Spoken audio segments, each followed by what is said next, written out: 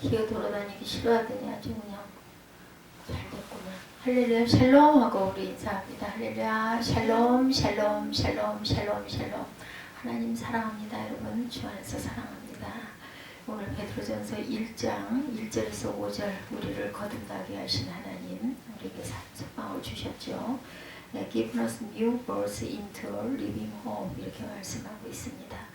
1장 1절에 보니 예수 그리스도의 사도 베드로는 본도, 갈라디아, 갑바도기와 아시아와 비두니아에 흩어진 나그네 곧 하나님 아버지와 미리 아심을 따라 성령이 거룩하게 하심으로 순종함과 예수 그리스도의 피흘림을 얻기 위하여 택하심을 받은 자들에게 편지하노니 은혜와 평강이 너희에게 더욱 많을지어다. 네, 산 소망에 대해서 3절에 보면 우리 주 예수 그리스도의 아버지 하나님을 찬송하리로다. 그의 많으신 그 일대로 예수 그리스도를 죽은 자 가운데서 부활하게 하심으로 말미암아 오늘 제목이기도 하죠.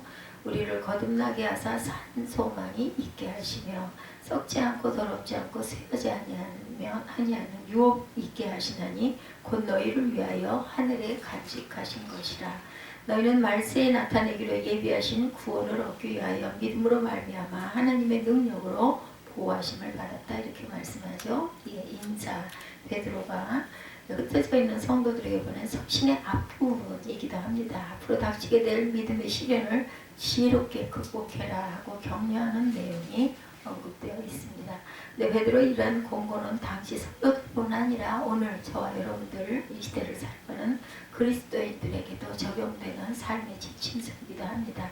기업에 대한 소망을 이야기하고 있죠. 문안 인사를 1, 2절에 했어요. 그죠? 예, 본도, 갈라디아, 갑바도기아, 아시아와 비두니아에 있는 그리스도인들에게 편지하노니 이렇게 되죠. 예, 각체 흩어져 있는 성도에게 서신을 보내면서 그들을 흩어진 나그네다 이렇게 명칭하고 있습니다. 흩어진 나그네는 단순히 집을 떠나 있는 나그네라기보다는 천국을 본향을 하고 이 세상을 나그네로 여기는 성도들을 가리킵니다. 베드로는 흩어진 나그네들에게 은혜와 평강이 있기를 축복합니다. 은혜와 평강은 인간에게 가장 필요한 것임에도 불구하고 그것들은 인간 스스로 얻을 수 있는 것이 아니라 오로지 한 곳 하나님으로부터만 나오게 되죠. 교회의 기둥 같은 존재이기도 합니다. 갈라디아서 2장 9절에 기둥같이 여기는 야고보와 게바와 요한도 내게 주신 은혜를 발무로 나와 바라바에게 친교의 약속을 하였으니 우리는 이방인에게로 그들은 할례자에게로 가게 하려 함이라 이렇게 말하죠. 예, 나뉘어서 바나바와 나뉘어갑니다. 바울이 이게 누구 때문에 마가 때문에 이런 일이 일어나죠. 나그네와 행인 같은 성도들 베드로전서 2장 11절입니다. 사랑하는 자들아 거류민과 나그네 같은 너희를 권하노니 영혼을 거슬러 싸우는 육체의 정욕을 제어하라. 구원의 산 소망이신 그리스도에 대해서 3절에서 5절에 나타나 있어요. 그죠? 네. 우리 주 예수 그리스도의 아버지 하나님을 찬송하리로다. 그의 많으신 그 일대로 예수 그리스도를 죽은 자 가운데서 부활하게 하심으로 말미암아 우리를 거듭나게 하사 산 소망이 있게 하시며 썩지 않고 더럽지 않고 쇠하지 아니하는 유업을 있게 하시나니 곧 너희를 위하여 하늘에 간직하신 것이라. 너희는 말세에 나타나게 예비하신 구원을 얻기 위하여 믿음으로 말미암아 하나님의 능력으로 보호하심을 받았느니라. 하나님의 능력으로 우리가 보호하심을 받은 것 이것처럼 귀한 것이 없습니다.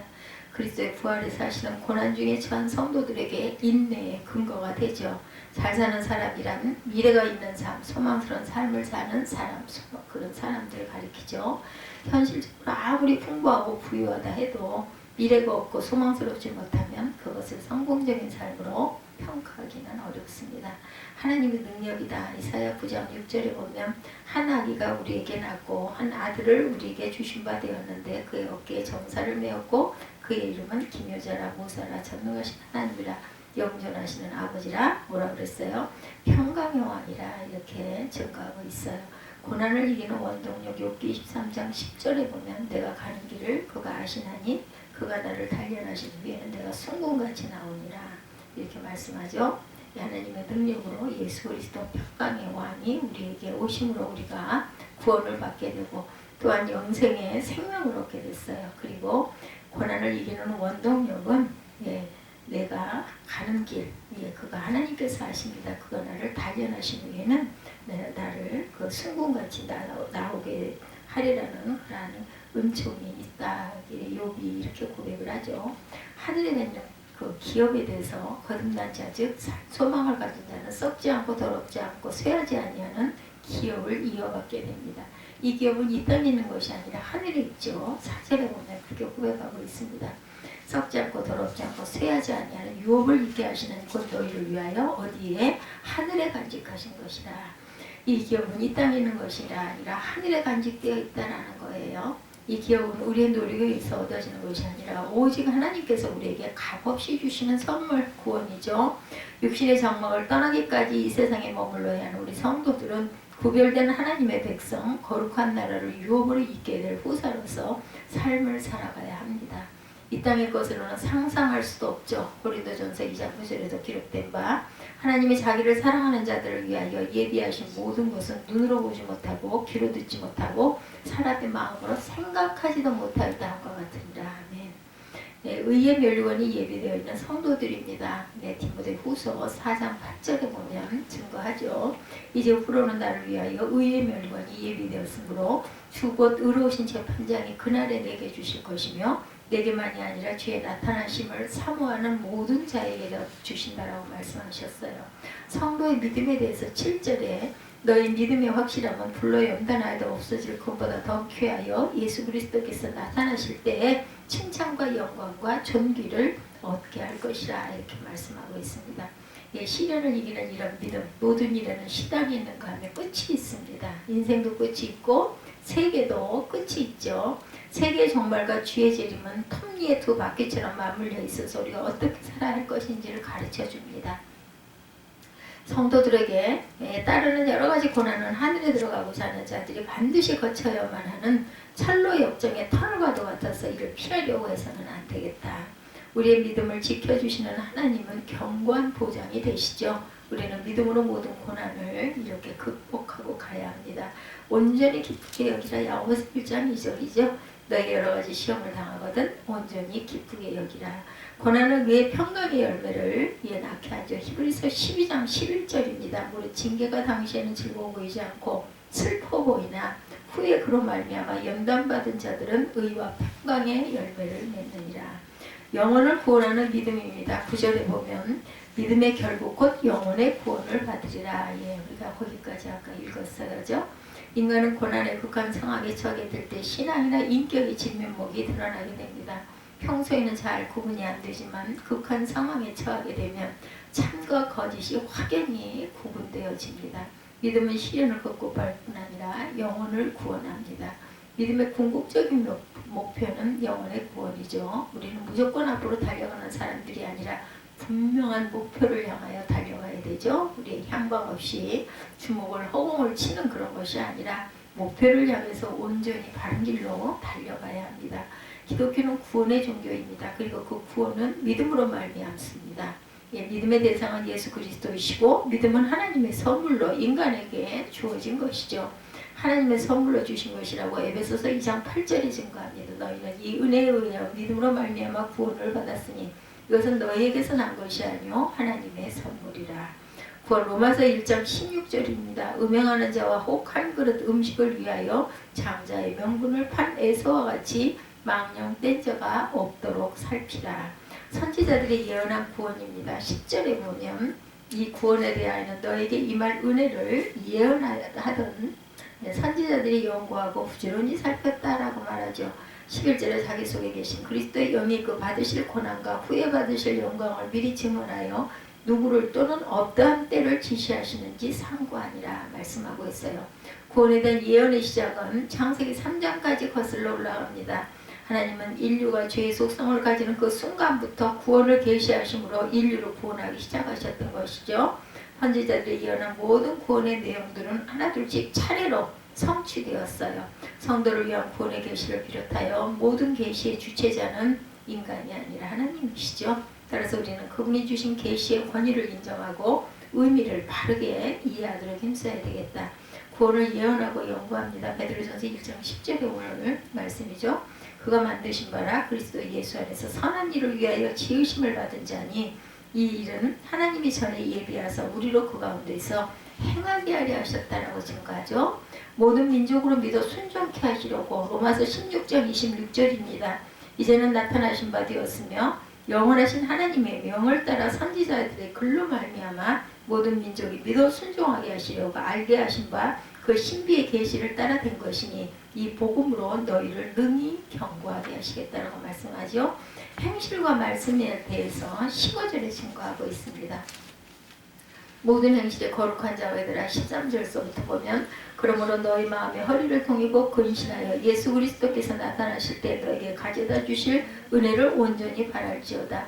너희가 순종하는 자식처럼 전에 알지 못할 때에 따르던 너희 사욕을 본받지 말고 오직 너희를 부르신 거룩한 이처럼 너희도 모든 행실에 거룩한 자가 되라 말씀하시죠.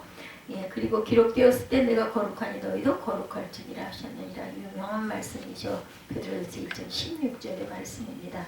예, 그리고 육신적인 사랑은 무익하다고 말하죠. 만일 형제나 자매가 헐벗고 일용할 양식이 없는데 야고보서 2장 16절에 보면 너희 중에 누구든지 그에게 이르되 평안히 가라 덥게 하라 배부르게 하라며 그 몸에 쓸 것을 주지 아니하면 무슨 유익이 있겠냐. 말로 때우는 건 아무 소용이 없는 거죠. 사랑엔 거짓이 없습니다. 로마서 12장 9절에 사랑에는 거짓이 없나니 악을 미워하고 선에 속하라.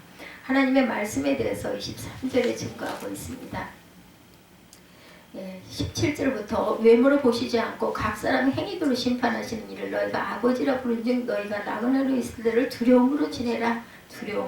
두려움과 떨림으로 지내야 되겠죠. 18절에 너희가 알거니와 너희 조상이 물려준 헛된 행실에서 대속함을 받은 것은 은이나 금같이 없어질 것으로 된 것이 아니요 오직 흠없고 점없는 어린 양 같은 그리스도의 보배로 피로 된 것이니라. 그는 창세전부터 미리 알림 바 되시니나 이 말세에 너희를 위하여 나타내신 바 되었으니 너희는 그를 죽은 자 가운데서 살리시고 영광을 주신 하나님을 그리스도로 말미암아 믿는 자니 너희 믿음과 소망이 하나님께 있게 하셨느니라. 너희가 진리를 순종함으로 너희 영혼을 깨끗하게 하여 거짓이 없이 형제를 사랑하게 이르렀으니 마음으로 뜨겁게 서로 사랑하라. 23절입니다. 너희가 거듭난 것은 썩어질수로 된 것이 아니요 썩지 아니할 씨로 된 것이니 살아있고 항상 있는 하나님의 말씀으로 되었나이다 말씀하죠. 24절입니다. 그러므로 모든 육체는 풀과 아박고 모든 영광은 풀의 꽃과 같으니 풀은 마르고 꽃은 떨어지되 오직 주의 말씀은 세세토록 있도다 하였으니 너희에게 전한 복음이 곧 이 말씀입니다. 네. 대단히 아름다운 베드로전서 1장입니다. 예, 하나님의 말씀입니다. 베드로는 하나님의 말씀은 썩지 아니하는 씨로 항상 살아있다 이렇게 증거하죠. 풀과 같은 유한한 인생이 영원한 생명을 갖게 되는 것은 하나님의 말씀으로 거듭나는 길밖에 없다는 것입니다.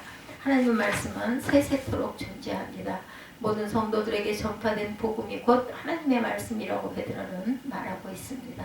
하나님의 말씀은 단순히 죄를 지적하거나 정죄하는 율법이 아니고 그것을 믿고 순종하는 성도로 하여금 생명과 구원과 소망을 가지게 하죠. 살아있고 항상 있는 말씀이죠. 23절에 너희가 거듭난 것은 썩어질 씨로 되지 않고 썩지 아니할 씨로 된 것이니 살아있고 항상 있는 하나님의 말씀으로 되었느니라. 아멘. 복음은 하나님의 지혜입니다. 고린도전서 1장 24절입니다. 오직 부르심을 받은 자들에게는 유대인이나 헬라인이나 그리스도는 하나님의 능력이요 하나님의 지혜이니라. 아멘. 우리가 이 지혜를 받고 지혜를 깨닫고 지혜로 은혜를 받고 살아가니 세상의 어떤 사람들보다도 영광스러운 자들입니다. 예, 우리 성도들은 베드로의 말과 같이 이 땅에 흩어져 있는 나그네 디아스포라이죠. 우리가 비록 이 세상에 살고 있지만 본향은 천국입니다. 따라서 우리는 이 장을 통한 사도 베드로의 권면에 귀를 기울여서 하늘나라에 속한 천국 백성다운 삶을 살아가야 되겠죠. 어떠한 고난 속에서도 인내해야겠습니다.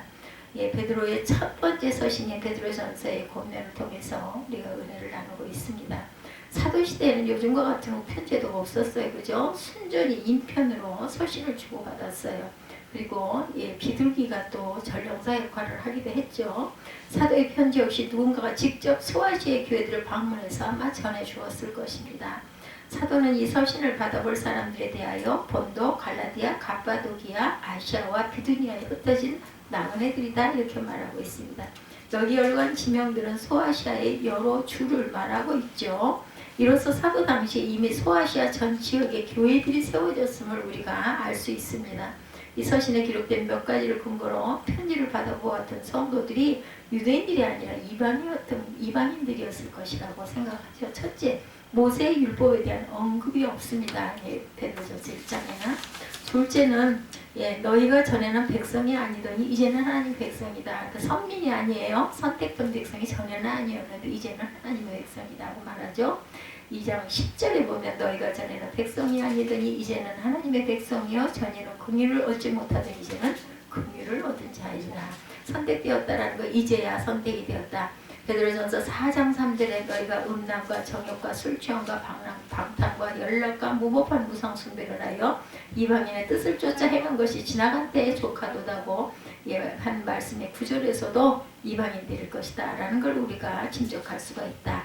이 서신을 쓴 시기 베드로가 네로 황제에 의한 핍박이 일어났던 주후 64년 어간이다 이렇게 추측합니다. 그 근거로는 베드로가 네로 황제 때 로마에서 순교했다는 역사적 사실을 들 수가 있어요. 그래서 이런 것들을 우리가 알고 지나가야 합니다. 그러면 베드로가 이 서신을 쓴 목적은 과연 무엇일까?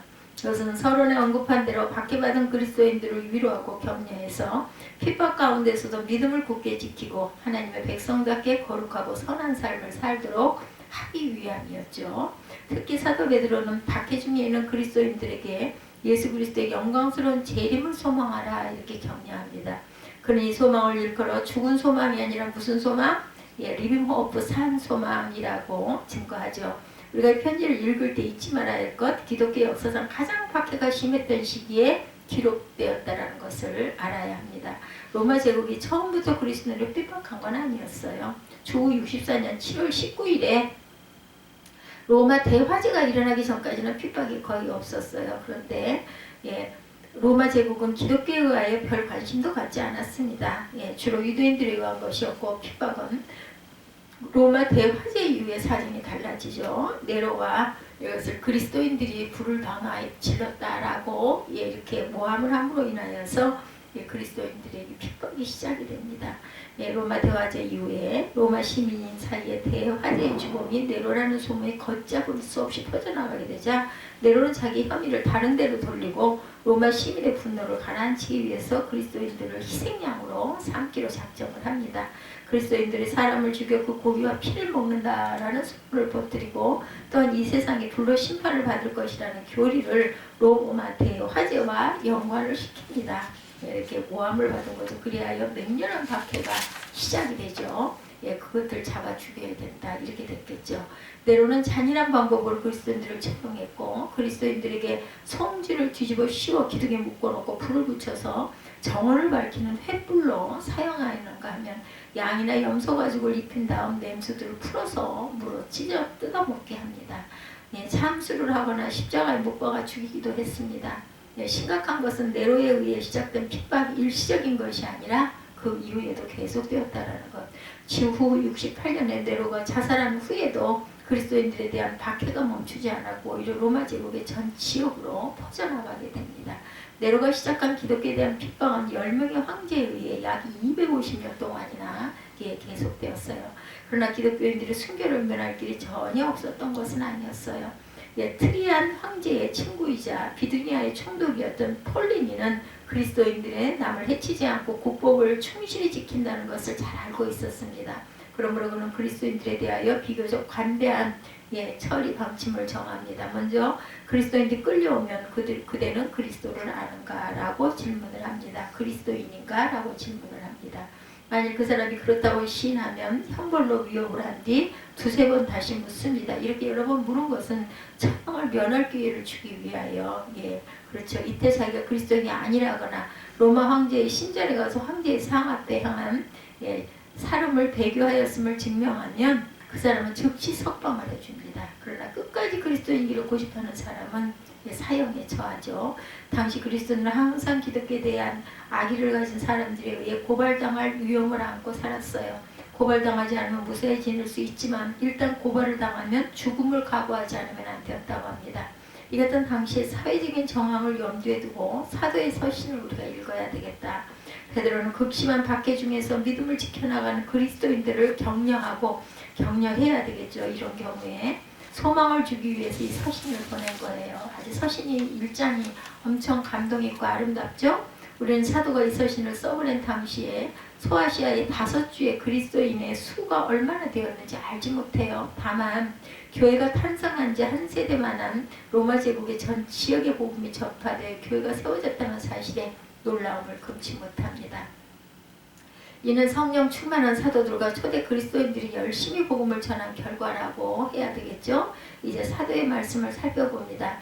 베드로는 소아시아에 거주하는 그리스도인들을 일컬어 흩어진 나그네다 이렇게 명명하죠.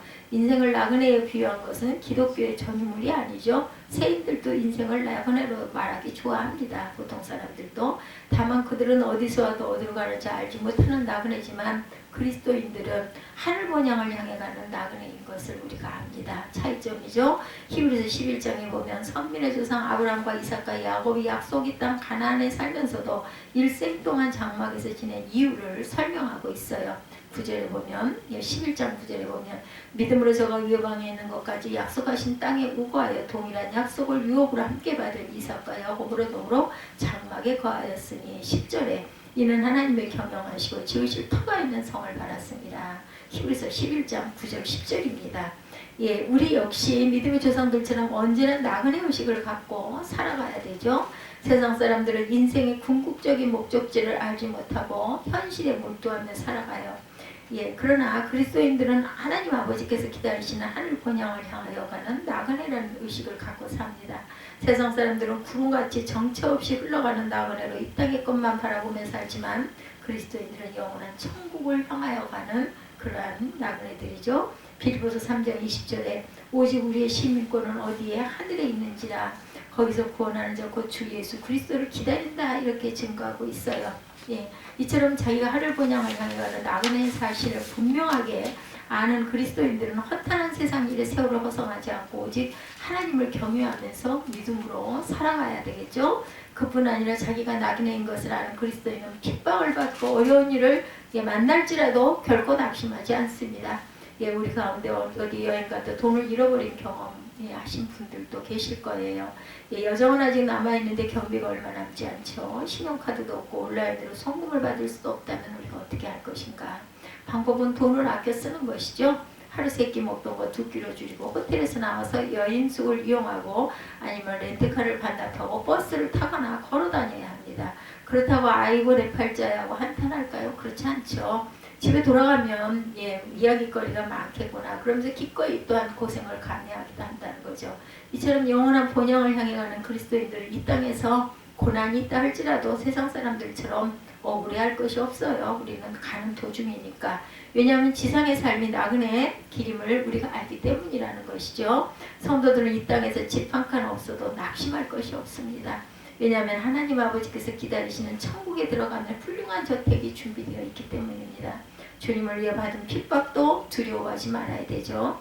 왜냐하면 주님을 위해 핍박받으면 장차 주님과 함께 영원토록 영광을 누리게 될 것이기 때문입니다. 그리스도인들을 가리켜 나그네라고 했던 사도는 그리스도인들의 영광스러운 신분에 대하여 언급합니다. 하나님 아버지의 미리 아심을 따라 성령의 거룩하게 하심으로 순종하고 예수 그리스도의 핏부림을 얻기 위하여 택하심을 입은 자들이다. 이렇게 증거하고 있죠. 곧 그리스도인들이 하나님 아버지의 특별한 은총을 입은 사람들이다. 이런 뜻이죠. 우선 그리스도인들은 하나님 아버지의 선택을 받은 자들입니다. 그것도 하나님의 자녀로 선택을 받았어요. 그럼 베드로는 하나님 아버지의 택하심을 입은 자들이다. 얼마나 위대한 일입니까? 그리고 우리가 선택받은 것은 하나님의 미리 아심을 따라 되었다라고 말씀하죠. 미리 아심을 한자 말로 예지라고 합니다. 예지, 미리 아심. 쓰고 있어요. 예자, 지자. 하나님께서 예레미야 선지자에게 말씀하시기를 내가 너를 복중에 짓기 전에 너를 알았고 내가 태에서 나오기 전에 너를 구별하였고 너를 열방의 선지자로 세웠다. 예레미야 1장 5절에 말씀합니다. 하나님께서는 전지하심으로 우리가 어머니의 태에 잉태되기도 전에 아니 만물이 창조되기도 전에 벌써 우리를 아시고 당신의 백성으로 선택을 하셨다는 거예요. 아주 그 신비하지 않습니까? 그러므로 우리는 항상 나는 하나님의 미리 아심을 따라 택함 받은 사람이다 라는 자긍심을 갖고 살아가야 할 줄 믿습니다. 이제 하나님의 택하심에 대해 자세히 봅니다. 첫째로 성령의 거룩하게 하심을 위해서 택하셨다. 우리가 예수 그리스도를 믿는 것은 성령의 은혜를 받았다는 표시죠. 이런 성령으로 아니하고 누구든지 예수를 주시라 할 수 없기 때문이에요. 하나님 아버지께서 알게 하신 거죠. 주님을 믿기 전에 우리는 허물과 죄로 죽었던 자들이었습니다. 또한 이 세상 풍속을 쫓고 공중의 권세 잡은 자인 마귀를 따랐고 우리 육체의 욕심을 따라 지내며 육체가 마음에 원하는 것을 하여 다른 이들과 같이 본질상 진노의 자녀였어요. 한마디로 거룩함과 상관이 없던 자들이었습니다. 본질상 진노의 자녀였기 때문에. 그러나 거룩하지 않은 사람은 거룩하신 하나님께 나아갈 수 없을 뿐만 아니라 하나님의 나라에 들어갈 수도 없어요. 모세는 이스라엘 자손에게 이르기를 너는 야훼 내 하나님의 선민이라. 내 하나님 야훼께서 지상 만민 중에 너를 자기 기업의 백성으로 택하였다. 신명기 7장 6절에 택정한 선민이었죠. 선민이란 거룩한 백성이란 뜻입니다. 선민, 예, 백성선, 그 성스러울 성자, 예, 그 백성민자를 쓰고 있습니다. 거룩이란 속된 것으로부터 구별된 것을 말합니다. 예수께서 말씀하시기를 요한복음 15장 19절이죠. 너희가 세상에 속하였으면 세상이 자기의 것을 사랑할 터이나 너희는 세상에 속한 자가 아니요 도리어 세상에서 나의 택함을 입은 자이므로 세상이 너를 미워한다. 이렇게 얘기합니다. 그리스도인이란 하나님의 택하심을 입어 세상으로부터 불려냄을 받고 성령의 거룩하게 하심을 통해서 하나님께 속한 자가 된 사람들, 이처럼 하나님의 백성이 되는 것은 택하심에서부터 시작이 됩니다. 둘째, 하나님께서는 은혜로 우리를 또한 선택하셨죠. 우리를 택하신 것은 우리의 그만한 자격이 있기 때문이 아니었다라는 거죠. 허물과 죄로 죽은 자들에게 그럴 자격이 있을 리가 만무합니다. 그러면 우리가 선택받은 것은 어떻게 설명할 것인가? 성경은 일관되게 하나님께서 주권적으로 우리를 선택하셨다 이렇게 증거합니다. 우리는 자격이 없을 뿐 아니라 하나님과 원수된 자들이었는데 불순종함으로 하나님께서 일방적으로 자기 백성으로 택하셨다라는 거예요. 은혜란 아무 자격이 없는 사람에게 선을 베풀어 주시는 것을 말합니다. 우리는 구원받을 아무 자격이 없었는데 하나님께서 우리를 구원하셔서 자기 백성으로 삼아주셨으므로 구원은 하나님의 은혜고 선물이죠. 예, 선물을 제가 오늘 아침에 이렇게 받았어요. 그죠? 예, 향기로운 그 향수 너무 심하게 뿌리면 지독하지만 제가 그 향수를 사랑했던 것은 아주 은은했기 때문이고 굉장히 좋은 향수고 굉장히 오래된 향수였어요. 수십 년을 갖고 있던 향수였는데 그게 아마 조금 남다 보니까는 그냥 미웠나 그게 집에 오랫동안 있었거든요. 그 화장대 그 밖에 그 현관 앞에 있는 화장대 있던 걸 제가 가지고 왔어요. 젊은 날은 별로 필요치 않아 했는데 예, 나이가 들어가니까는 그 은은한 향기가 좋고 뭐 오래된 것일수록 저는 마음에 그 뭐라 그럴까 그 애정이 갑니다. 옷들도 마찬가지입니다. 옷은 입으라고 입는 것이긴 하지만 저는 또한 소장하고 보면서 기뻐하기도 했고 그래서 곱게 그 방에 개켜서 놔뒀던 건데 그만 어느 날 갑자기 저하고 이별도 못하고 그냥 버림을 받았습니다. 그리스도인들의 행복한 까닭은 하나님의 은혜로 선택을 받았기 때문이다. 그리고 하나님께서는 그 택하신 자들을 성령의 능력으로 거룩하게 하신다. 한 사람의 역사이기도 하죠. 그게 뭐 부끄럽든 대단하든 예, 후회가 되는 부분이 많기도 하지만 그래도 어찌됐든 간에 제가 살아온 역사이기도 합니다. 성경은 그리스도인들을 이끌어 성도 곧 거룩한 무리다. 성도라는 뜻은 거룩한 무리. 예, 도자가 아마 제가 이게 한문의 그 뜻자를 잘은 모르지만 성스러울 성자하고 예, 그 무리들이라는 도자를 무리도자 같아요. 그리고 우리가 성령의 인도하심으로 순종할 때 실제로 성도다운 거룩한 생활을 할 수 있을 것이라는 것. 간혹 보면 세상 사람들이 사는 모습을 부러워하는 성도가 있지만 그처럼 어리석은 경우는 달리 없습니다. 우리가 거룩해서 하나님의 백성이 된 것이 아니라 하나님의 백성이 되었기 때문에 거룩한 자들 성도가 된 거죠. 셋째로 그리스도는 예수 그리스도의 피뿌림을 받기 위해서 택정을 받았어요. 율법에 의하면 피뿌림에는 세 가지 의미가 있었죠. 첫째는 성결을 의미합니다. 구약시대는 사람이든 물건이든 다 제물에 피를 뿌려서 정하게 깨끗하게 했죠. 이스라엘 사람이 문둥병에 걸렸다 나오면 제사장에 가서 진찰을 받고 병이 나은 것이 확실하면 제사장이 그를 위해 그 정한 새를 잡아서 그 피를 찍어 그 사람에게 7번 뿌리고 정하다 선언을 받고 나서 사람들을 사이로 돌아갈 수 있었어요. 신약시대 그리스도인들은 예수 그리스도의 보혈로 뿌림받아 정결한 하나님 백성이 돼서 우리는 또한 세례를 받기도 하죠. 둘째는 성별을 의미합니다. 제사장을 세울 때 제사장이 될 사람을 정결하고 거룩하게 하기 위해서 수양의 피를 찍어서 그의 오른편 귓뿌리와 오른손 엄지와 오른발 엄지에 바르고 그 옷에 뿌렸다고 해요. 의식이기는 하지만 제사장은 백성을 대신해서 하나님을 섬기는 직분이므로 성별되어야 했던 것이죠. 마찬가지로 그리스도인들은 왕같은 제사장으로 세상에서 이렇게 구별된 성별된 사람들이다. 셋째는 하나님과 이스라엘 백성 간의 계약과 관련이 있습니다. 하나님께서는 선민과 맺으신 계약을 뭐로? 피로 보증하셨죠. 출애굽기 24장에 하나님께서는 이스라엘 자손과 언약을 세우실 때 모세로 하여금 수소의 피를 취하여 양푼에 담아서 그 절반은 단에 뿌리고 나머지 절반은 백성에게 뿌리게 합니다. 모세는 백성에게 피를 뿌리면서 말합니다. 이는 야훼께서 이 모든 말씀에 대하여 너희와 세우신 언약의 피니라. 예, 아멘. 피는 곧 생명을 의미하죠. 그래서 우리가 성만찬식을 합니다. 그러므로 피를 제단과 백성에게 뿌린 것은 하나님께서 이스라엘 자손과 피, 곧 생명을 담보로 해서 언약을 맺었다라는 의미이기도 합니다. 그러므로 하나님의 백성은 생명을 누리기 위해서 하나님의 계명을 준행할 의무를 갖고 있어요. 그렇지만 짐승의 피로 맺은 언약은 완전한 것이 못 되므로 그 후에 예수 그리스도의 보배로운 피로 바뀌게 되죠. 모세가 하나님의 대리인으로서 이스라엘 자손에게 언약의 피를 뿌려서 맺었던 언약 관계는 하나님의 모형이고 그림자입니다. 때가 되자 실체에 있는 하나님의 아들 예수 그리스도께서 오셔서 자기 보혈로 구약의 언약을 새롭게 갱신합니다.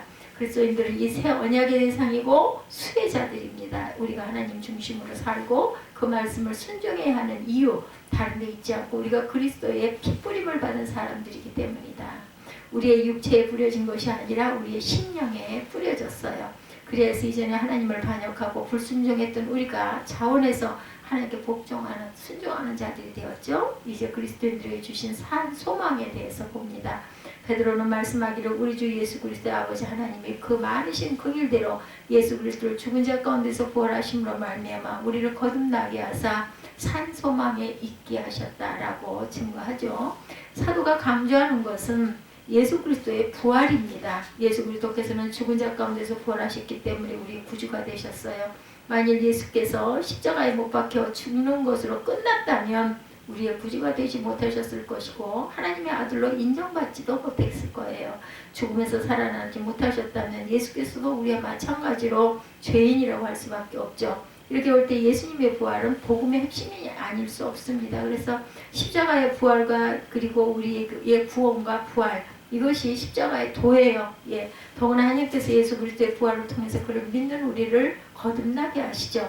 거듭남은 죄와 허물로 죽었던 우리의 영이 살아난 것을 말합니다. 그러나 단순히 살아난 것에 그치지 않고 하나님의 자녀로 다시 태어났다는 거죠. 죽었다가 다시 태어났어요. 요한복음 1장에 이르기를 12~13절에 보면 영접하는 자 곧 그 이름을 믿는 자들에게는 하나님의 자녀가 되는 권세를 주셨으니 이는 혈통으로나 육적으로나 사람의 뜻으로 나지 아니하고 오직 하나님께로서 난 자들이니라 이렇게 증거합니다. 부활을 통해서 예수께서 자기가 하나님의 아들이시며 인류의 구세해 주심을 증명했고 이로 인해 우리의 믿음이 헛것이 아님을 입증합니다. 그리고 하나님께서는 거듭난 성도들에게 이렇게 리빙 호프 산 소망을 주셨다는 거죠. 그리스도에 가진 소망은 죽은 소망이 아니고 잠시 있다 사라질 소망도 아니고 오늘도 내일도 변함없이 살아있는 소망 리빙 호프입니다. 그러기로 로마서 8장 24절에 우리가 소망으로 구원을 얻었음에 보이는 소망이 소망이 아니니 보는 것을 누가 바라리요 하고 있습니다. 보는 것을 누가 바라겠어요. 보이지 않는 것을 우리는 기뻐하고 감사하고 바라보죠. 눈으로 볼 수 있고 손으로 만질 수 있는 현세적인 것은 그리스도인의 궁극적인 소망의 대상이 될 수 없어요. 왜냐하면 그런 것들을 우리의 노력을 통해 얼마든지 획득할 수 있기 때문이죠. 그뿐 아니라 그런 소망을 이루었더라도 영원히 누릴 수 있는 것이 아니고 금방 사라져버리고 맙니다. 소망을 이루었을 때 잠시 기뻐하지만 기쁨이 지속되는 게 아니죠. 그러나 하나님께서 예수님의 부활을 통해 우리에게 주신 소망은 영원한 행복을 보장해 줍니다. 그리고 이 소망은 단지 소망으로 그치지 않고 때가 되면 그대로 성취되는 살아있는 소망이다. 첫째, 그리스도인들에게 부활의 소망이 있어요. 성경은 예수 그리스도께서 부활하신 것 같이 그리스도인들 역시 부활할 것이다. 예수께서 친히 말씀하시기를 내 아버지 뜻은 아들을 보고 믿는 자마다 영생을 얻을 것이니 마지막 날에 내가 이를 다시 살리리라 요한복음 6장 40절에도 말씀하죠. 요한복음 3장 16절에도 같은 말씀을 하죠. 부활장이라고 일컫는 고린도전서 15장에도 보면 50절에 형제들아 내가 이것을 말하는 혈과 육은 하나님 나라를 유업으로 받을 수 없고 또한 썩은 것은 썩지 않을 것을 유업으로 받지 못한다라고 말씀해요. 50절 51절에 보라 내가 너희에게 비밀을 말하노니 우리가 다 잠잘 것이 아니요 마지막 나팔의 순식간에 호련히 변화되리니 52절입니다. 나팔 소리가 나며 죽은 자들이 썩지 아니할 것으로 다시 살고 우리도 변화하리라. 아멘. 53절에 썩을 것이 불갑을 썩지 아니할 것을 입겠고 죽을 것이 죽지 아니함을 입으리로다. 아멘. 예, 부활장입니다. 네, 고린도전서 15장 51절부터 53절. 성경이 말씀한 부활은 몸의 부활을 가리킵니다. 우리가 이 몸이 다시 살아날 것인데 현재와 같은 차원이 아니라 주님의 부활하신 몸과 같은 영화로운 몸으로 변형이 될 것이다. 그러므로 육신의 연약함과 질병으로 고통당할 때 부활의 소망을 떠올리시기 바랍니다. 죽음이 두려울 때도 부활의 소망을 붙드시기 바랍니다. 사도들을 비롯한 수많은 그리스도인들이 혹독한 핍박을 기고 담대하게 믿음을 지켜나갈 수 있었던 것은 그들에게 부활의 소망을 가졌고 부활의 소망이 있었기 때문이죠. 둘째로 썩지 않고 더럽지 않고 쇠하지 아니하는 기업을 있게 하시는 소망이 있어요. 이 땅에는 어느 것 하나 영구한 것이 없고 결국은 썩고 맙니다. 새 물건은 한동안 우리 마음을 기쁘게 해주지만 시간이 지남에 따라 낡고 더러워지고 말죠. 솔로몬이 탄식했듯이 해 아래 새 것이 없다. 전도서 1장 9절입니다. 그러나 하나님께서는 예수 그리스도를 믿는 우리에게 영원한 영광의 나라를 약속하셨어요. 세상 나라는 영원하지 못하고 언젠가 망하고 말지만 하나님의 나라는 당연히 영원하죠. 세상 나라는 인간이 추악한 권모술수와 전쟁과 폭력 위에 있지만 하나님의 나라는 평화와 공의와 성실로 다스려지는 나라입니다. 성도들은 하나님의 나라에서 예수 그리스도와 함께 영원히 왕으로 탈 것이다. 셋째, 궁극적인 구원을 얻기까지 하나님의 보호하심을 받는 소망이 있습니다. 베드로는 말씀하기를 너희가 말세에 나타나기를 예비하신 구원을 얻기 위하여 믿음으로 말미암아 하나님의 능력으로 보호하심을 입었다라고 말했어요. 시험과 유혹이 많은 세상에서 우리가 어떻게 끝까지 믿음을 지킬 수 있을까? 우리의 구원이 확고한 근거는 우리 자신에게 있는 것이 아니라 우리를 구원하신 하나님께 있음을 우리가 알기 때문이죠.